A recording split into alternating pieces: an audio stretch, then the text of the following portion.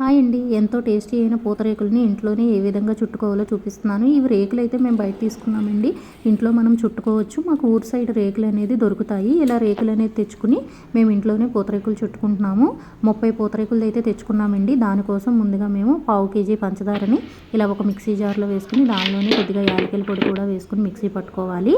ఇది పంచదార పౌడర్ అయిన తర్వాత ఒక 1/2 కేజీ బెల్లాన్ని కూడా ఇందులో వేసుకుని పౌడర్ లాగా అయ్యేంత వరకు మిక్సీ పట్టుకున్నాము. ఇదిగోండి, ఇది మరీ మెత్తగా అయిపోకర్లేదండి. డ్రైగా కొంచెం పలుకుగా ఉండే పౌడర్ లాగా ఉంటే సరిపోతుంది. ఇలాగే ఇప్పుడు ఒక పూతరేకుని అయితే తీసుకుని దానిపైన మనం ఇలా బెల్లమును పంచదార మిక్సీ పట్టాం కదండి, ఆ పౌడర్ని వేసుకోవాలి. ఈ పౌడర్ వేసుకున్న తర్వాత దీనిపైన మనం 1 లేదా 2 స్పూన్ల నెయ్యిని యాడ్ చేసుకోవాలి. నెయ్యి అనేది మరీ ఎక్కువగా వేసేయద్దు. మరీ ఎక్కువగా వేస్తే మెత్తబడిపోయి ఆ పూతరేకు విరిగినట్టుగా వస్తుంది. ఇప్పుడు దీనిపైనే మరలా ఇంకొక పూతరేకు వేసుకుని దానిపైన కూడా మనం బెల్లం పంచదార పౌడర్ని వేసుకోవాలి. దీంట్లోనే మనం కావాలి అంటే డ్రై ఫ్రూట్స్ చిన్నగా మిక్సీలో పట్టుకుని కూడా వేసుకోవచ్చండి. టేస్ట్ అయితే చాలా బాగా వస్తాయి.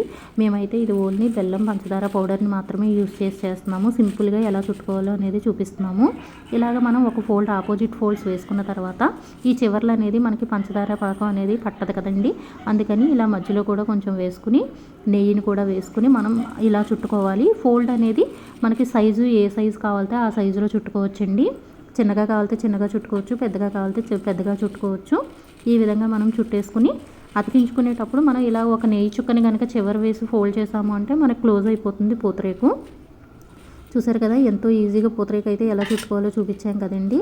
ఇదే విధంగా ఇంకొక పూతరేకు చుట్టడం చూపిస్తాను చూడండి. సేమ్ ఒక పూతరేకు అయితే పెట్టుకోవాలి ఫస్ట్. దాని తర్వాత మళ్ళీ మనం బెల్లం పౌడర్ని వేసుకోవాలి. నెయ్యిని కూడా యాడ్ చేసుకుని మరలా సేమ్ ఇంకొక రేకు పెట్టుకుని మళ్ళీ ఇదే ప్రాసెస్ కంటిన్యూ చేసుకోవాలి. మనం ఇది 2 అని కాదండి, 2 లేదా 3 రేకుల వరకు కూడా మనం పెట్టుకోవచ్చు. థిక్నెస్ అనేది బాగుంటుంది ఎక్కువగా పెట్టుకుంటే. ఈ బెల్లం పౌడర్ అంతా కూడా ఈక్వల్గా కలిసేలాగా వేసుకోండి. అప్పుడే మనకి స్వీట్ అనేది తెలుస్తుంది తినేటప్పుడు. లేదంటే చివర్లో మనకి చప్పగా అయిపోతాయి.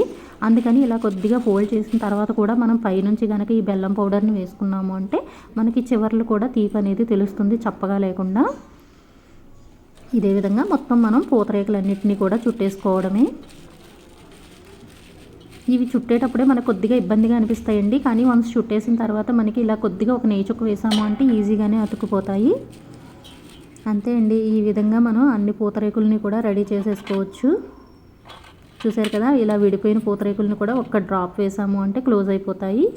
మొత్తం పూతరేకులన్నీ కూడా రెడీ అయిపోయినాయి. ఈ 30 రేకులకి మనకి 15 పూతరేకులు అయితే రెడీ అయినాయండి. ఈ వీడియో నచ్చితే ఒక లైక్ చేసి మన ఛానల్ని సబ్స్క్రైబ్ చేసుకోండి. Thank you.